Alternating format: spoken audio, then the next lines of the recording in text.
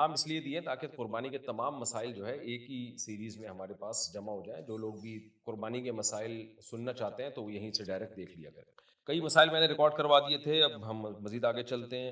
حرام آمدن والے کو گائے کے حصے میں شامل کرنا جائز ہے یا نہیں. اگر شاید یہ پتہ نہیں ریکارڈ کرایا تھا نہیں کرایا تھا، بس دوبارہ ریپیٹ کر دیتا ہوں. اگر آپ کو کسی کے بارے میں یقین ہے کہ اس کی آمدن حرام ہے، غالب گمان ہے، یعنی غالب آمدن اس کی حرام ہے، تو پھر آپ اس کو قربانی میں شریک نہیں کر سکتے. اگر کر لیا تو کسی کی بھی قربانی نہیں ہوگی اور گوشت بھی کسی کے لیے حلال نہیں ہوگا. اونٹ کی قربانی میں 7 حصے ہیں یا 10 حصے؟ 7 حصے ہیں اونٹ کی قربانی میں، 10 حصے نہیں ہے. وہ جو حدیث 10 والی ہے وہ مال غنیمت سے متعلق ہے. شرک کرنے والے کے ساتھ قربانی کرنے والوں کی قربانی کا کیا حکم ہے؟ اگر کوئی واقعتاً صاف لفظوں میں شرک کرتا ہے نبی صلی اللہ علیہ وسلم کو مختار کل، حاضر ناظر، عالم الغیب، واضح لفظوں میں، تو شرک کرنے والے کی قربانی میں اگر آپ نے اس کا حصہ اپنی گائے میں ڈال دیا تو بھی یہی ہے کہ کسی کی بھی قربانی نہیں ہو.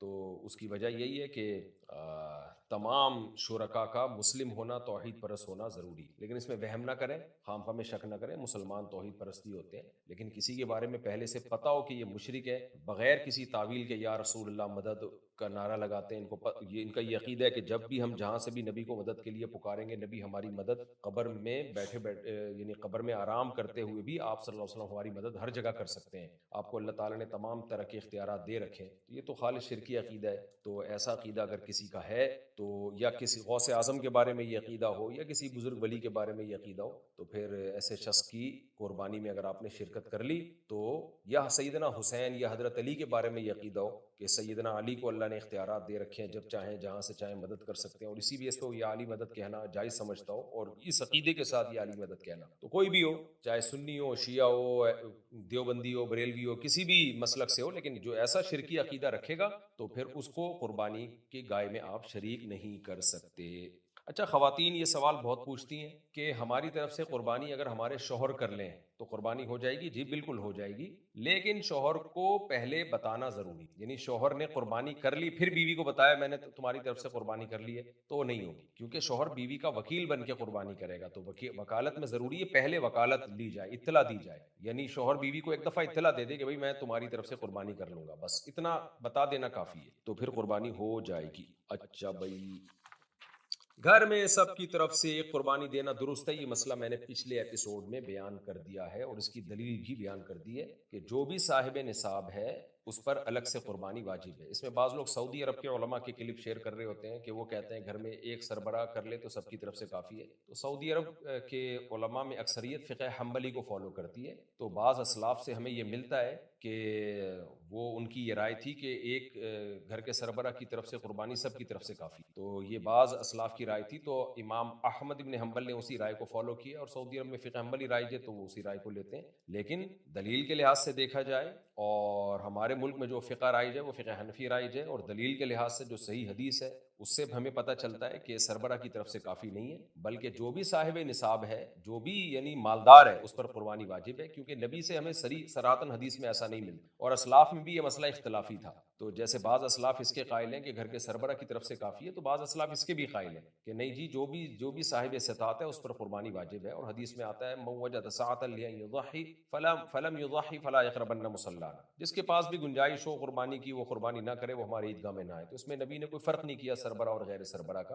اور دوسری بات یہ کہ ویسے بھی اسلام میں ایک کی عبادت دوسرے کی طرف سے کافی ہوتی نہیں ہے، اس کی کوئی نظیر بھی نہیں ملتی ہمیں. جو بھی عبادت، یعنی ایک کی زکوٰۃ دوسرے کی طرف سے کافی نہیں ہوتی، ایک کا صدقہ دوسرے کی طرف سے کافی نہیں ہوتا، ایک کی نماز دوسرے کی طرف سے کافی نہیں ہوتی. تو ہر شخص پر اپنے طور پر عبادت کی ادائیگی واجب ہوتی ہے. ہاں، وکیل بن کے کر سکتے ہیں کہ بیوی پر قربانی لازم ہے، اگر اس کے پاس گولڈ ہے، مالدار ہے، تو وہ شوہر کو اجازت دے دے کہ آپ میری طرف سے قربانی کر دیں، پھر کافی ہو جائے گی. پھر وہ کرے گا تو بیوی کی قربانی ہو جائے گی، لیکن اپنی الگ کرنی پڑے گی اگر مالدار ہے، اور بیوی کی طرف سے الگ کرنی پڑے گی. اور ویسے بھی اسلاف کے دور میں عام طور پہ گھر کا جو سربراہ ہے وہی مالدار ہوتا تھا، بیوی بچے تو مالدار ہوتے ہی نہیں تھے، ان کے پاس عام طور پر اتنا کچھ ہوتا نہیں تھا. لیکن آج تو عورت کے پاس گولڈ ہوتا ہے، پراپرٹی ہوتی ہے، تو اور پھر خواتین الگ سے جاب کر رہی ہیں، تو اس لیے جو بھی مالدار ہوگا، بیٹا بھی اگر بالغ ہے، اس کی جاب ہے، اس کی اتنی ارننگ ہے اور اتنا پیسہ اس کے پاس بچا ہوا ہے، جس کی میں پچھلے ایپیسوڈ نمبر 1 میں ڈیٹیل بیان کر چکا ہوں، تو اس پر الگ سے قربانی لازم ہے۔ حصے کے جانوروں میں پائے کیسے تقسیم کریں؟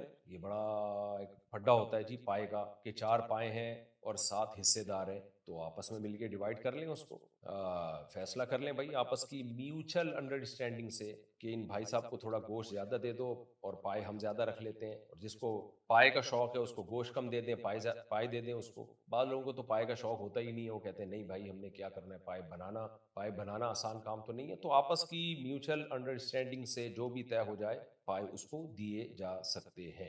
قربانی کن لوگوں پر فرض ہے؟ یہ میں پچھلے ایپیسوڈ میں پوری ڈیٹیل بتا چکا ہوں کہ کتنا پیسہ ہو، 52.5 تولہ چاندی یہ نصاب ہے، وہ بتا چکا ہوں میں۔ قربانی واجب ہے یا سنت؟ قربانی جمہور کے نزدیک سنت مؤکدہ ہے، اور سنت مؤکدہ بھی واجب کے قریب قریب ہی ہوتی ہے، اور بعض اسلاف کے نزدیک جس میں امام حنیفہ بھی شامل ہیں، ان کے نزدیک واجب ہے، اور اس کے واجب ہونے کے دلائل وہی ہے، نبی صلی اللہ علیہ وسلم نے حکم دیا ہے، اور جو قربانی نہ کرے اس کو وعید سنائی ہے، تو یہ وعید سنانا اس کی علامت ہے کہ لازم ہے۔ اور حضرت ابو بکر اور عمر رضی اللہ عنہما سے جو منقول ہے کہ آپ قربانی نہیں کرتے تھے، تو اس کی وجہ ہے کہ آپ مسکین تھے، آپ کے تو پیون زدہ کپڑے تھے، تو آپ کیسے قربانی کرتے؟ آپ کے تو پاس اتنا پیسہ ہی نہیں ہوتا تھا کہ اضافی کھانا گھر میں بن جائے، تو وہ بکرا کہاں سے خریدتے اور گائے کہاں سے خریدتے، حصہ کہاں سے ڈالتے اس میں؟ باقی اس کا بھی میں جواب پچھلے ایپیسوڈ میں ڈیٹیل سے دے چکا ہوں، وہ آپ دوبارہ سن لیں۔ قربانی کے گوشت کے 3 حصے کرنا لازم ہے یا خود رکھ سکتے ہیں؟ 3 حصے کرنا لازم نہیں ہے، 1/3 حصہ بہتر ہے کہ غریبوں میں تقسیم کر دیں، لیکن اگر آپ خود غریب ہیں یا آپ کا خاندان جس کو ہندی میں پریوار کہتے ہیں بڑا ہے،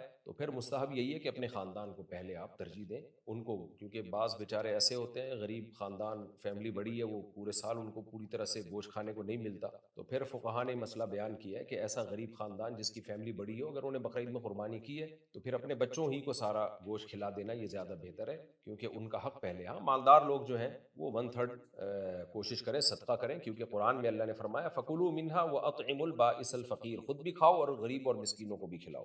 کیا قربانی کا گوشت اسٹور کیا جا سکتا ہے؟ جی بالکل کیا جا سکتا ہے، جائز ہے۔ ابتدائے اسلام میں حکم یہ تھا کہ ایام تشریق کے اندر اندر گوشت کھا لیں، اسٹور نہیں کر سکتے، لیکن بعد میں اس حکم کو منسوخ کیا گیا اور اسٹور کرنے کی بھی اجازت دے دی، کر سکتے ہیں آپ اسٹور۔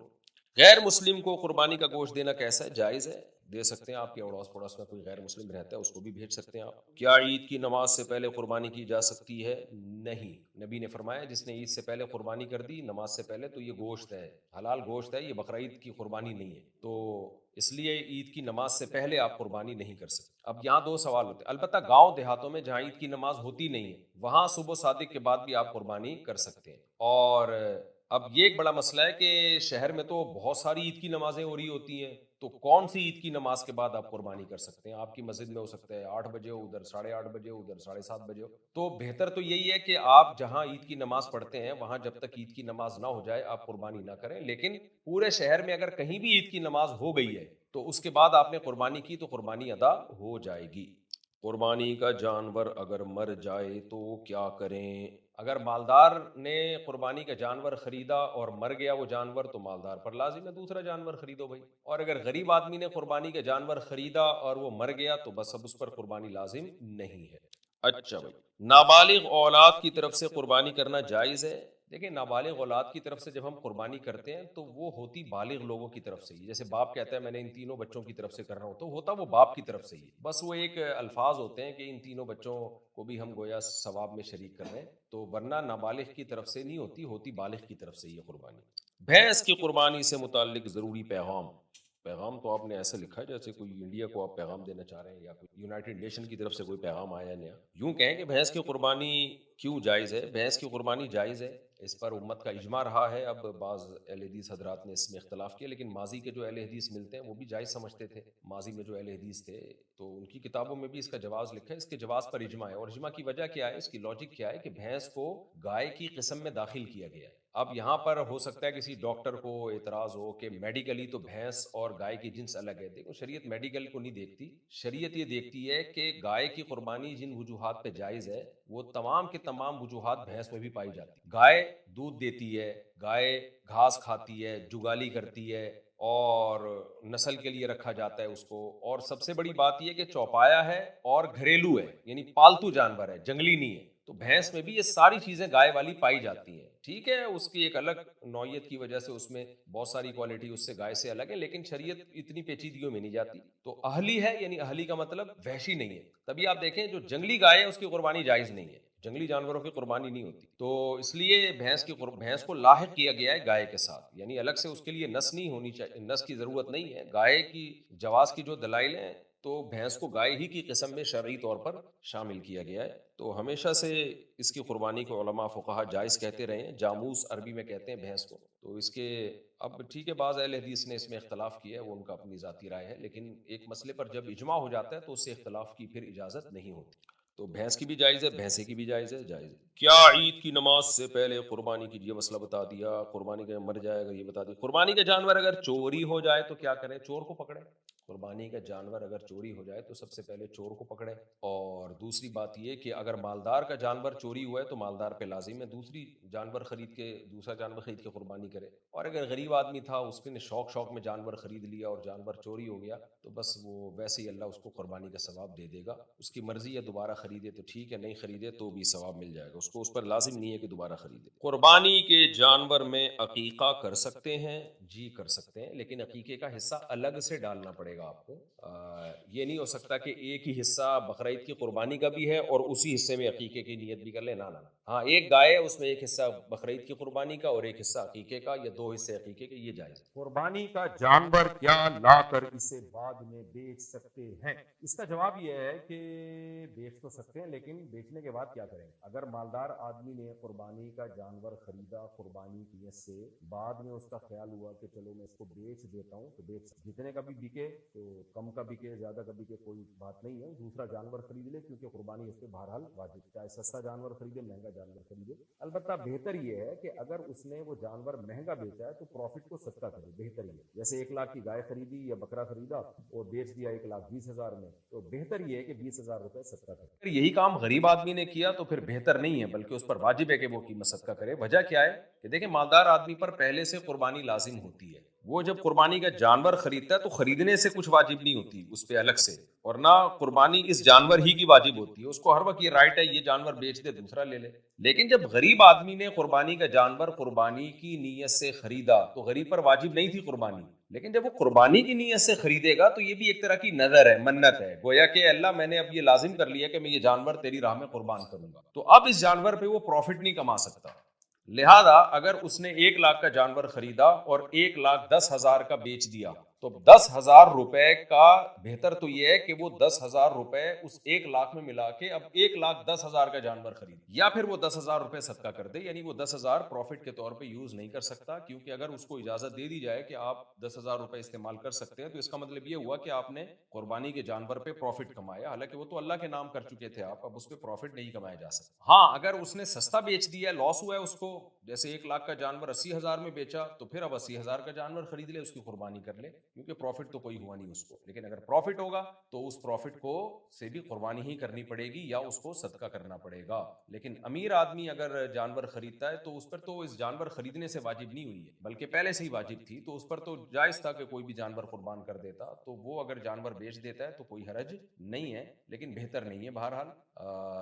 ہاں, یہ بھی ایک بات ہے کہ جو لوگ کرتے ہیں قربانی کی نیت سے جانور پالتے ہیں, تو خوب سمجھ لیں, جانور اگر قربانی کی نیت سے خریدا نہیں ہے, محض پالا ہے, تو پالنے سے بھی وہ جانور لازم نہیں ہو جاتا, بقرعید کے دن اس کو چینج بھی کر سکتا. یہ احکام ہے خریدنے کے. خلاصہ کیا نکلا, امیر آدمی اگر خریدے گا تو جیسے چاہے تصرف کرے, غریب جب خریدے گا تو پھر اس پر لازم ہوگا یہی جانور قربان کرے وہ, اور اگر پروفٹ رکھ کے بیچ دیا تو پروفٹ اصل پیسوں میں ملا کے نیا جانور لے یا پروفٹ کو صدقہ کرے. کی عمر کتنی ہونی چاہیے؟ میرا خیال ہے سوال ریپیٹ ہوا ہے, پچھلے ایپیسوڈ میں ریکارڈ کروا چکا ہوں. 2 سال گائے اور بھینس اور اونٹ کے لیے 5 سال, گائے بھینس بیل کے لیے 2 سال, اور بکرا کے لیے 1 سال, اور دمبا اگر موٹا تازہ ہے تو 6 مہینے کا بھی چلے گا، ورنہ دمبا بھی 1 سال۔ کیا جس کے پاس سونا ہو کیا ان پر قربانی واجب ہے؟ جی، اگر 52.5 چاندی کے برابر سونا ہے اور کچھ کیش اماؤنٹ بھی تھوڑی بہت ہے جو کہ ہوتی ہی ہے لوگوں کے پاس، تو واجب ہوگی، لیکن اس میں سے قرضے اور مہینے کے خرچے ورچے مائنس کر کے، جو پچھلے ایپیسوڈ میں اس کا جواب بھی میں ڈیٹیل سے دے چکا ہوں۔ کان، دم یا سینگ کٹے ہوئے جانور کی قربانی بتایا جا چکا ہے، آدھا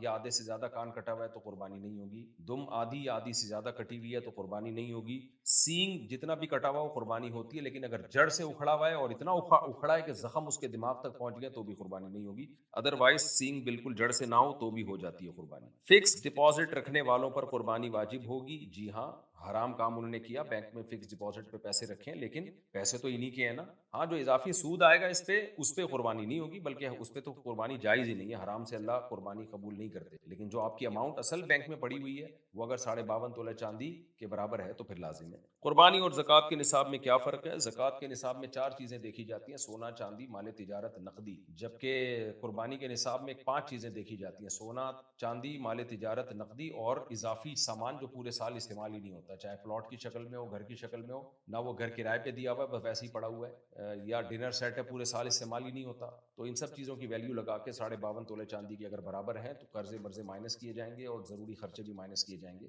تو اس پہ قربانی واجب۔ زکوٰۃ میں تو سال گزرنا ضروری ہے، اس میں سال گزرنا ضروری نہیں ہے، اور زکوٰۃ میں صرف قرض مائنس کیے جاتے ہیں، جبکہ قربانی کے نصاب میں آپ جو گھر کا راشن جو اس مہینے آئے گا وہ ضروری خرچے بھی مائنس کریں گے آپ۔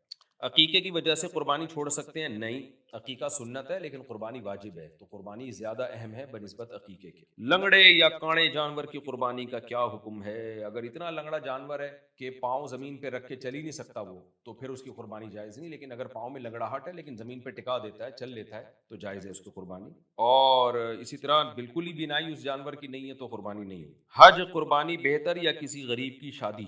حج جب فرض ہو جائے تو حج ہی کرنا پڑے گا، قربانی جب لازم ہو جائے تو قربانی ہی کرنی پڑے گی آپ کو۔ صدقہ خیرات ایک الگ حکم ہے، تو ایک حکم کی وجہ سے دوسرا حکم آپ چھوڑ نہیں سکتے۔ قرض لے کے قربانی کرنا کیسا ہے؟ جائز ہے، اگر آپ کو یقین ہے کہ آپ قرض ادا کر دیں گے، آپ کے پاس اتنی گنجائش ہے تو پھر کر سکتے ہیں آپ۔ اگر 70,000 کا موبائل لے سکتے ہوں تو کیا قربانی واجب ہے؟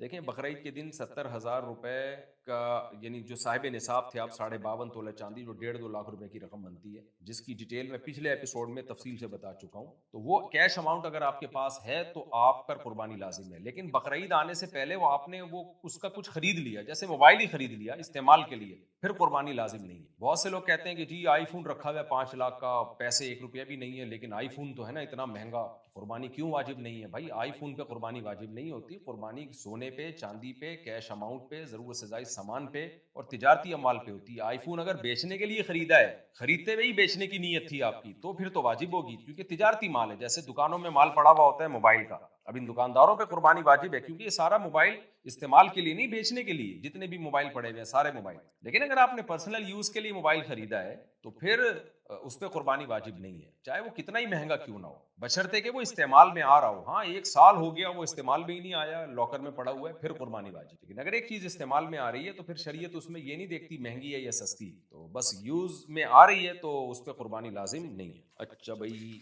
ایصال ثواب کے لیے قربانی کرنا کیسا ہے؟ جائز ہے جی، آپ اپنے مرحومین کی طرف سے بھی قربانی کر سکتے ہیں۔ کیا قربانی کا جانور خود ذبح کرنا ضروری ہے؟ نہیں جی، خود ذبح کرنا ضروری نہیں ہے، کسی سے بھی ذبح کروا سکتے ہیں، البتہ جو ذبح کرے مسلمان ہو یا اہل کتاب میں سے ہو۔ آج کل بعض لوگ مشرک ہوتے ہیں اور ان کے عقیدے ہی صحیح نہیں ہوتے، ان لوگوں سے قربانی کروا رہے ہوتے ہیں، تو وہ ٹھیک نہیں ہے، بہتر یہی ہے کہ خود حلال کریں جا۔ باقی قصائی اگر مسلمان ہے تو اس سے بھی ذبح کرا سکتے ہیں، اور تکبیر کہنا ضروری ہے۔ قرض دار قربانی کر سکتا ہے؟ جی کر سکتا ہے، اگر اس کو یقین ہے کہ میں قربانی کر کے ایسا نہیں ہوگا کہ میں لوگوں کا قرض پی جاؤں، تو پھر ادا کر سکتا ہے، لیکن اگر اس کو خطرہ ہے کہ میں نے قربانی کی تو قرض ادا کرنے کے قابل میں نہیں رہوں گا، پھر جائز نہیں۔ کیا پلاٹ کے مالک پر قربانی واجب ہوگی؟ اگر پلاٹ استعمال میں ہے ہی نہیں، پورا سال پڑا ہے، کوئی اس کا کچھ بھی نہیں ہے، نہ بیچ آپ اس کو گھر بنا رہے ہو نہ رینٹ پہ دیا ہوا ہے، تو پھر اس پہ بھی قربانی لازم ہے۔ اچھا بھائی، خراب تھن والے جانور کی قربانی بھی ہو چکا ہے، اگر گائے کے دو تھن خراب ہیں تو قربانی نہیں ہوگی، ایک تھن خراب ہے تو ہو جائے گی، بکری کا ایک تھن بھی خراب ہو تو بھی قربانی نہیں ہوتی اس کی۔ حاملہ بکری یا حاملہ یعنی حمل والی گائے کی قربانی جس کے پیٹ میں بچہ ہو، یہ بھی سوال بہت پوچھا جاتا ہے۔ تو اگر پریگنینسی ہے کسی گائے کو یا بکری کو یا دمبی کو اور اس کی ولادت کا وقت آ چکا ہے، یعنی بچہ بالکل بن کے تیار ہو گیا، ابھی ولادت ہونے والی ہے، پھر بہتر یہ ہے کہ ایسی جانور کی قربانی نہ کی جائے، بہتر ہے، جائز ہے لیکن بہتر یہی ہے کہ نہ کی جائے۔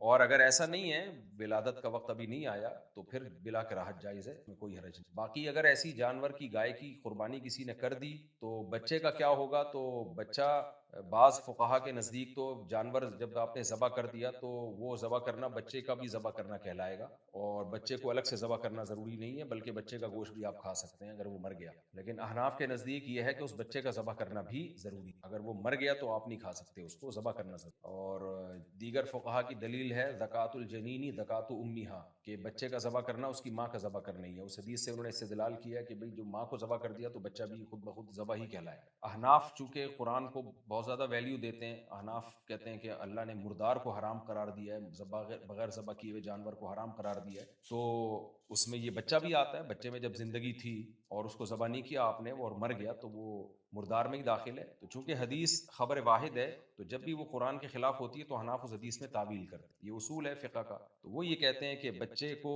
حدیث میں جو آتا ہے بچے کا ذبح کرنا، ماں کا ذبح کرنا بچے کا ذبح کرنا ہے، تو وہ کہتے ہیں کاف حرف تشبیہ یہاں محذوف ہے، زکوٰۃ الجنینی کا زکوٰۃ امیہا، یعنی وہ دونوں سیم ہے۔ کیا مطلب؟ ان کو ذبح کرنے کا طریقہ سیم ہے، جیسے ماں کو آپ نے ذبح کیا ایسے ہی بچے کو ذبح کریں گے۔ تو اگرچہ یہ تعویل ہے حدیث میں، لیکن تعویل صرف عقل کی بیس پہ نہیں کی ہے، بلکہ قرآن میں چونکہ مردار کو حرام قرار دیا اللہ تعالیٰ نے، تو وہ بھی تو ایک جانور ہے۔ پر اختلافی مسئلہ ہے، جب اختلافی مسئلہ ہو تو اس میں ایک فقہ کو فالو کرنا چاہیے، دوسرے کو ملامت نہیں کرنی چاہیے۔ تو بر صغیر میں چونکہ زیادہ تر فقہ حنفی ہی کو فالو کیا جاتا ہے، تو اس لیے جب آپ نے گائے کو یا بکری کو ذبح کیا تو اس کے پیٹ سے اگر بچہ نکلا ہے تو پھر اس کو بھی ذبح کر دیں فوراً، تاکہ اس کا گوشت بھی آپ کے لیے حلال ہو جائے۔ لیکن بہتر یہی ہے کہ جس گائے یا بکری کے بچہ جننے کا وقت آ جائے اس کو قربان نہ کیا جائے، جائز ہے بہرحال۔ دوسرا مسئلہ یہ ہے کہ لوگ یہ بہت پوچھتے ہیں کہ وہ معصوم گائے ہے بیچاری، اس کے یعنی سوری معصوم بچہ ہے، اس کو کیوں ذبح کر دیا، اس کا کیا قصور ہے؟ تو دیکھیں، جو بچے کی ماں ہے وہ بھی کوئی کبیرہ گناہوں کی مرتکب نہیں ہے، معصوم تو وہ بھی ہے، تو اس کو کیوں ذبح کر رہے ہیں؟ تو معصوم تو دونوں ہی ہیں، ماں بھی اور بچہ بھی۔ فرق یہ ہے کہ اللہ نے ان کو ہمارے لیے مسخر کر دیا ہے، کیونکہ بچے کو آپ اگر ذبح نہیں کرو گے تو وہ کیسے پالو گے آپ اس کو ماں کے بغیر؟ اور وہ اکثر مر جاتا ہے، وہ تو بہتر ہے کہ مرے بغیر کسی انسان کے کام آ جائے اور انسان اس کا گوشت کھا لے، یا آپ اس کو ذبح کر کے کسی کو بھی اس کا گوشت کھلا دیں، تو وہ آپ کی مرضی ہے۔ لیکن اس کو یہ کہنا کہ معصوم بچہ ہے، تو جانور بھی خود سارے معصوم ہی ہوتے ہیں، گناہ گار سب انسان ہی ہوتے ہیں، تبھی جانور کوئی بھی جہنم میں نہیں جائے گا، کیونکہ سارے معصوم ہی ہوتے ہیں۔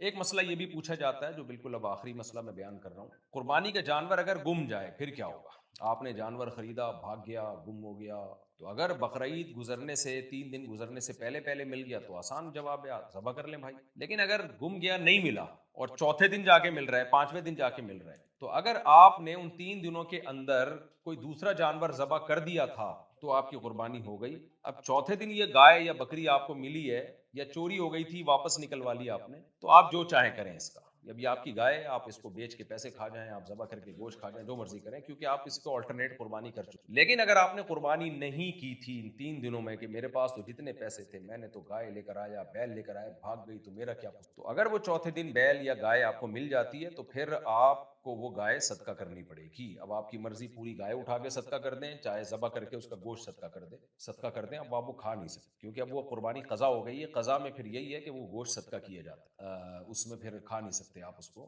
کیونکہ یہ کھانے کی اجازت دینا یہ بقرعید کے 3 دنوں کے ساتھ خاص ہے، کیونکہ اللہ کی طرف سے اس میں ہمارے لیے ضیافت۔ یہ مسائل ہیں، یہ میں نے 2 ایپیسوڈ ریکارڈ کروائے ہیں قربانی سے متعلق، ان کو زیادہ سے زیادہ آپ شیئر کریں، پھیلائیں، تاکہ لوگ قربانی کے مسائل سے آگاہ ہوں۔ اللہ تعالی ہماری قربانیوں کو قبول فرمائے۔ اسی طرح کے ایک ایپیسوڈ انشاءاللہ میں حج سے متعلق مسائل پر بھی جلد سے جلد ریکارڈ کرواؤں گا۔ جزاکم اللہ احسن الجزا۔